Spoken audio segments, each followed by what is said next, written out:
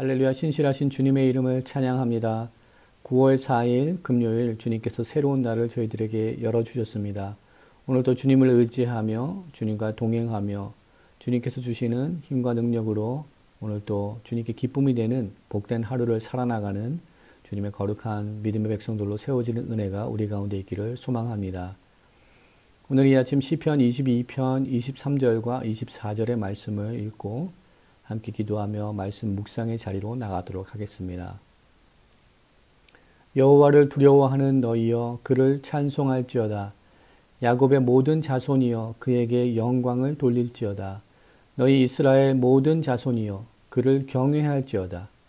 그는 공고한 자의 공고를 멸시하거나 싫어하지 아니하시며 그의 얼굴을 그에게서 숨기지 아니하시고 그가 울부짖을 때 들으셨도다. 아멘. 함께 기도하며 나가겠습니다. 사랑과 은혜가 충만하신 여호와 하나님, 주님의 이름을 찬양합니다. 주님께 영광 올려드리는 삶, 주님만을 경외하는 삶, 주님의 이름을 찬송하는 삶, 그러한 삶을 살기를 소망합니다.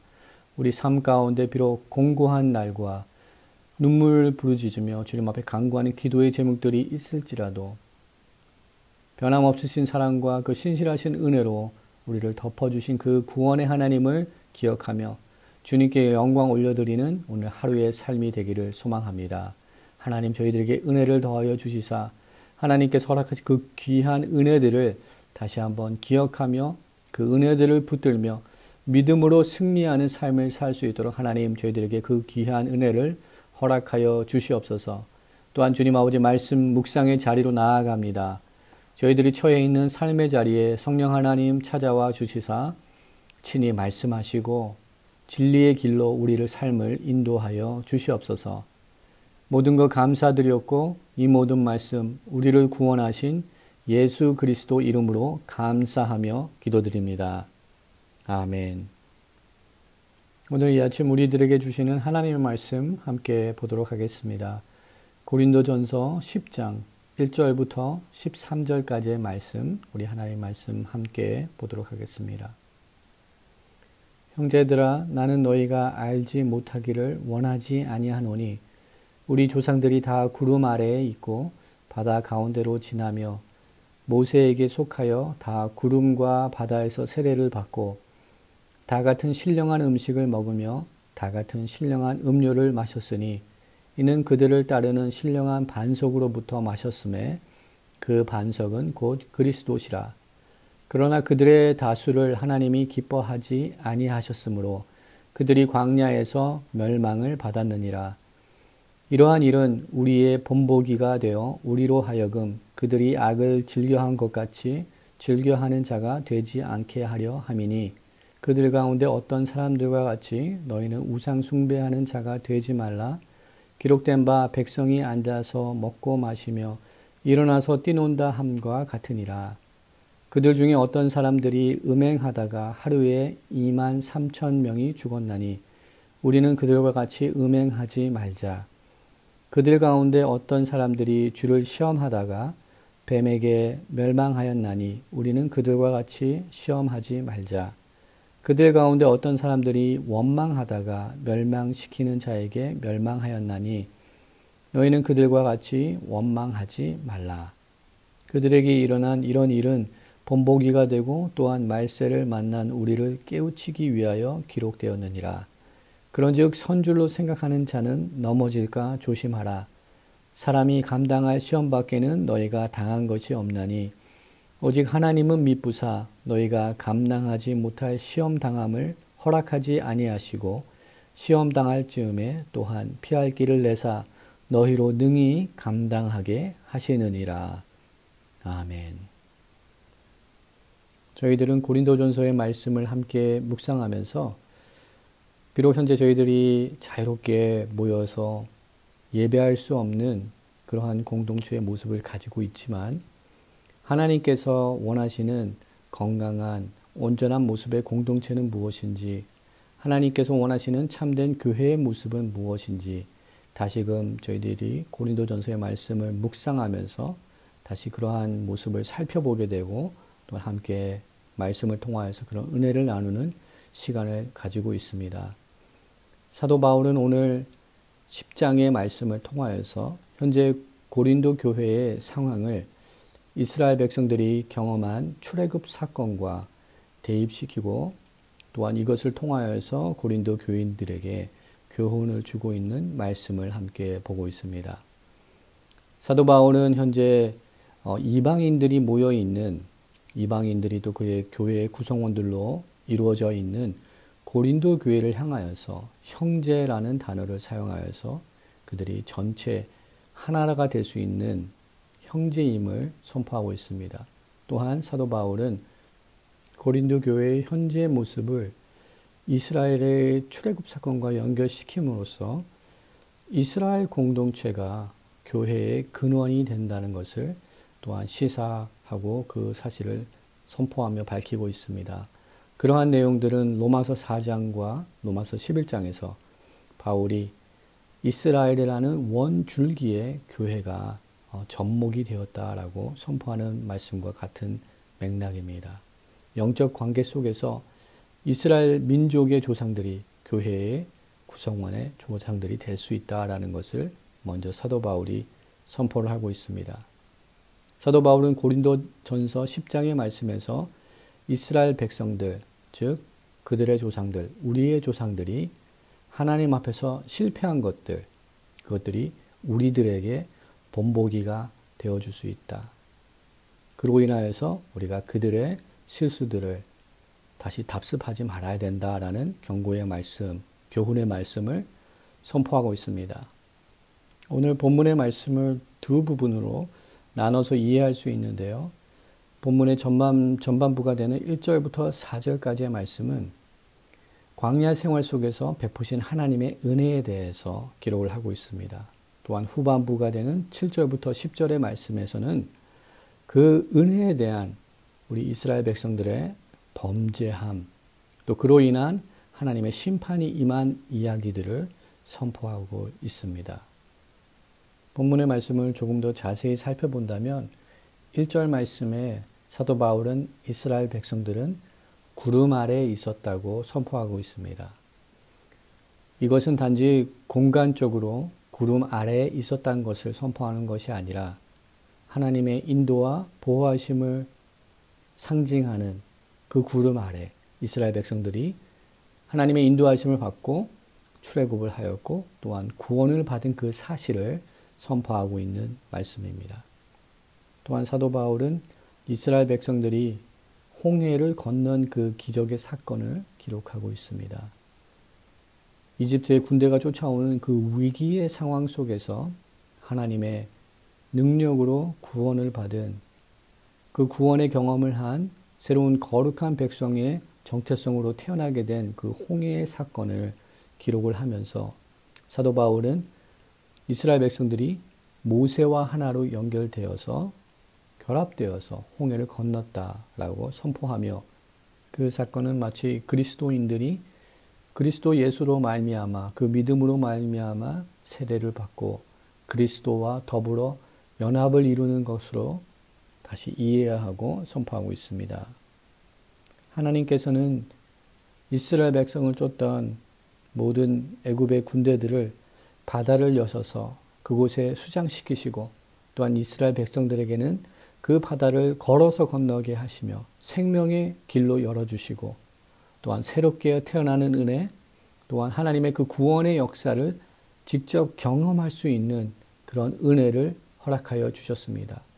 사도 바울은 이 모든 사건이 그리스도인들의 그 물 세례 받는 것과 동일한 것으로 상징적인 것으로 기록하고 있습니다. 오늘 본문을 통하여서 사도 바울은 고린도 교회 성도들에게 이스라엘 백성들이 하나님의 그 특별한 은혜 가운데 구원을 받은 그 사건을 다시 한번 기록하며 하나님의 그 놀라운 구원의 은총이 이스라엘 백성들에게 어떻게 임하였는지를 기록하고 있습니다. 그러나 우리가 이스라엘의 역사를 통해서 잘 알고 있듯이 그 40년 광야의 시간은 하나님과 대면하고 하나님과 함께 거할 수 있는 은혜의 시간이었지만 축복의 시간이었지만 또한 그 시간은 이스라엘 백성들이 하나님 앞에 불순종하고 하나님의 심판을 받은 그런 징계를 받은 또한 시간이기도 합니다. 그러한 부분을 우리 사도 바울은 기록을 하고 있습니다. 하나님의 백성들이 그렇게 하나님의 놀라운 축복과 은혜, 구원의 섭리를 경험하였지만 5절부터 그러나 그럼에도 불구하고 그들은 광야에서 멸망을 받았다라고 기록하고 있습니다. 다 같은 신령한 음식을 먹으며 다 같은 신령한 음료를 마셨지만 그 가운데 다수는 하나님이 기뻐하시지 아니하는 그 일을 행하였다라고 이스라엘 백성들의 몇 가지 제목들을 지금 열거하며 기록하고 있습니다. 6절부터 기록된 말씀들을 살펴보면 사도 바울이 고린도 성도들이 행하지 말아야 되는 그러한 말씀들을, 경고의 말씀들을 주고 있는 것을 보게 됩니다.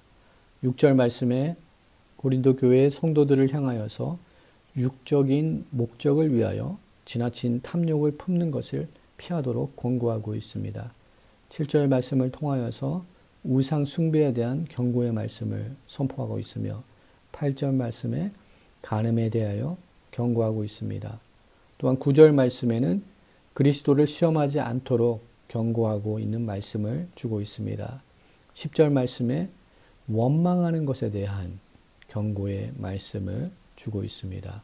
이 모든 경고의 말씀들은 이스라엘 백성들의 불순종했던 모습들을 근거로 하여서 고린도 교회의 성도들이 이러한 죄악된 모습을 따르지 않도록 권고하는 사도 바울의 말씀이 기록되어 있습니다. 마지막으로 사도 바울은 12절의 경고의 말씀을 다시 한번 고린도 교회 성도들에게 선포하고 있습니다. 다른 사람들의 이렇게 넘어짐에 인하여서 우리가 배울 것이 무엇인지를 다시 한번 선포하고 있습니다. 그것은 우리 스스로 자신을 살피지 않으면서 하나님께서 우리를 지켜줄 수 있다는 그런 기대와 믿음은 잘못된 것이라고 사도 바울은 경고하고 있습니다. 하나님의 보호하심과 인도하심, 그 구원의 역사 앞에서 우리는 우리 자신을 먼저 돌아보아야 된다라는 말씀을 주고 있습니다. 12절 말씀에 그런즉 선줄로 생각하는 자는 넘어질까 조심하라 라고 선포하고 있습니다. 이러한 사도 바울의 말씀은 복음을 위하여서 자기 부인의 삶을 살아나간 사도 바울의 삶의 모습, 삶의 태도, 또한 그의 사역의 중심, 그의 목회 철학을 엿볼 수 있는 말씀입니다. 우리는 빌립보서 3장 12절의 말씀을 통하여서 사도 바울의 이러한 마음을 다시 한번 엿볼 수 있게 됩니다. 내가 이미 얻었다 함도 아니요 온전히 이루었다 함도 아니라 오직 내가 그리스도 예수께 잡힌 바 된 그것을 잡으려고 달려가노라 라고 사도 바울이 선포하고 있습니다. 사도 바울은 온전한 믿음 가운데 거하기 위하여서는 계속하여서 항상 조심하여야 된다라고 선포하고 있습니다. 우리 믿음의 완성은 우리가 주님 앞에 서는 그날 온전케 될 수 있는 줄 믿습니다. 우리는 그날까지 우리가 영적으로 실족당하지 않고 또한 우리의 형제 자매 지체들을 실족시키지 않기 위하여서 항상 우리가 경계하고 영적으로 깨어 있어야 되는 줄 믿습니다. 사도 베드로도 동일한 마음으로 우리가 날마다 각성하며 깨어 있어야 되는 것을 선포하고 있습니다. 베드로전서 5장 8절 말씀에 근신하라 깨어라 너희 대적 마귀가 우는 사자같이 두루다니며 삼킬 자를 찾나니 라고 기록하고 있습니다. 날마다 말씀 가운데 깨어 있기를 소망합니다. 사도 바울은 오늘 본문 가운데 6절과 11절에 나타나는 말씀을 통하여서 우리가 이스라엘이 범한 모든 죄악된 모습들을 다시금 우리가 답습하지 않아야 되는 것을 선포하고 있습니다. 6절과 11절에 두 번이나 나타나는 단어가 있습니다. 본복이라는 단어가 두 번 나타납니다. 헬라어로는 튜포이라는 단어인데요. 이 단어가 개역 성경에서는 거울로 번역이 되어 있었습니다.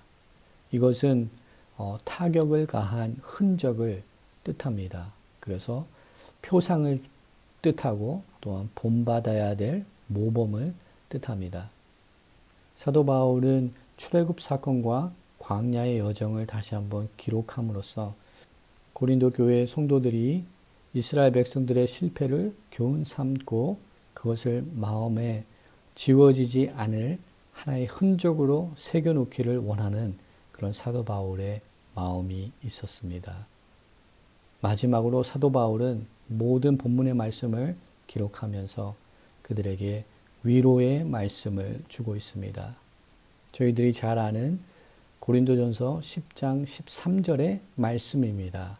사람이 감당할 시험 밖에는 너희가 당한 것이 없나니 오직 하나님은 미쁘사 너희가 감당하지 못할 시험 당함을 허락하지 아니하시고 시험 당할 즈음에 또한 피할 길을 내사 너희로 능히 감당하게 하시느니라 라는 귀한 말씀으로 고린도 교회 성도들 또한 21세기를 살아가는 저희들에게 권면의 위로의 말씀을 주시고 계십니다. 사도 바울은 성도에게 감당할 시험 외에는 오지 않는다고 선포합니다. 혹 감당하지 못할 시험이 올지라도 주님께서 피할 길을 내심으로 감당할 수 있게 된다라고 선포합니다. 현재 고난과 역경을 도저히 이겨낼 수 없다고 절망해서는 안 되는 이유이기도 합니다. 비록 현재 우리들이 코로나 사태로 인하여서 큰 어려움 속에 있을지라도 오직 주님만을 의지하고 나가야 되는 이유가 여기에 있습니다. 주님만을 의지하고 나갈 때 우리는 어떤 사망의 골짜기를 지날지라도 해를 당하지 않고 실족하지 아니하는 은혜를 얻게 되는 줄 믿습니다. 여기서 가장 중요한 사실이 하나 있습니다. 그것은 하나님의 신실하심, 하나님의 인자와 긍휼이 있기 때문에 우리가 구원을 얻으며 그 시험을 감당할 수 있는 능력을 주신다는 것입니다. 여기서 미쁘사라고 기록된 헬라어 단어는 하나님의 신실하심을 선포하고 있는 단어입니다. 마치 에레미야가 3장 22절에서 선포하고 있는 말씀처럼 여호와의 인자와 긍휼이 무궁하심으로 우리가 진멸되지 아니함이니다 라고 선포하는 그 말씀과 동일한 문맥입니다. 오늘도 우리 하루의 삶을 살아나갈 때 우리의 가진 힘과 능력으로 우리에게 처한 이런 어려운 상황을 이겨내는 것이 아니라 하나님을 더욱더 의지하고 하나님을 바라봄으로 하나님의 그 인자하심과 그 긍휼이 우리의 삶을 덮음으로 이 모든 어려움을 이겨나가는 그러한 축복과 승리를 경험하는 하나님의 그 구원을 경험하는 복된 하루가 되기를 주님의 이름으로 축원드립니다. 이제 우리 많은 자녀들이 온라인으로 홈스쿨링을 하게 되는데 하나님 홈에서 교육만 하지 않게 하시고 홈 처치, 홈 디사이플링을 할 수 있는 우리 부모님들 되게 하시고 우리 가정이 되게 하시고 우리 믿음의 공동체가 되게 하여 주시옵소서. 우리 이 시간 함께 기도하며 우리 말씀 묵상의 시간을 마무리하도록 하겠습니다. 함께 기도하겠습니다. 사랑과 은혜가 충만하신 여호와 하나님, 주님의 그 인자하심과 그 긍휼하심이 무궁하심으로 오늘도 우리가 이 자리에 서서 하나님의 말씀을 묵상하며 주님께 간구하며 주님께서 허락하여 주신 그 삶의 자리에 서 있는 줄 믿습니다.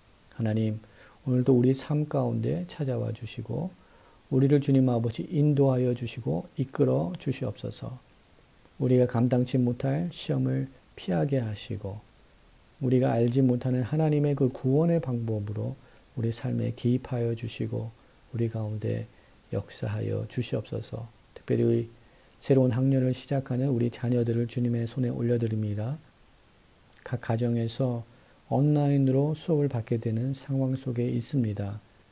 하나님, 또한 우리 자녀들이 가정에서 하나님의 신실한 제자들로 또한 양육되기를 소망합니다.